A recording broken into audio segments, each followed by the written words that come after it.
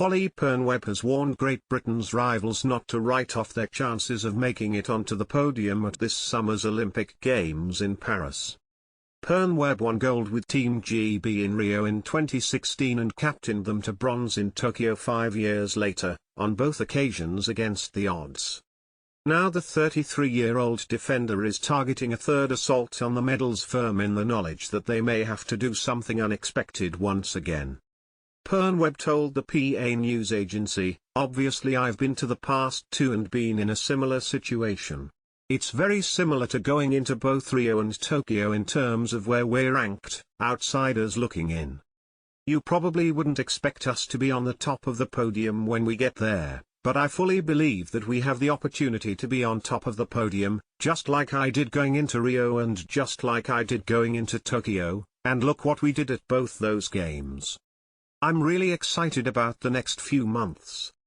Britain, who will play in Pool B alongside Australia, Argentina, Spain, the United States and South Africa, open their campaign against Spain on July 28, having claimed the 12th and final qualification spot with a 2-1 victory over Ireland in January. Pearne Webb, who famously scored the winning goal in a final shootout victory over the Netherlands in Rio, is confident the nerve they displayed to edge their way to Paris will serve them well in the French capital. "I always find Olympic qualification is more stressful than the games themselves," she said. "It's been great preparation for us to be in those hugely pressurized moments of it's all or nothing in a game. We've experienced that now, we came through on the right side of it, thankfully, and that just puts a huge amount of confidence in the bank when we get to the Olympics this summer." Pearne Webb's comments came as she was unveiled as the chair of a new body which will give elite athletes a voice in the formation of sporting policies.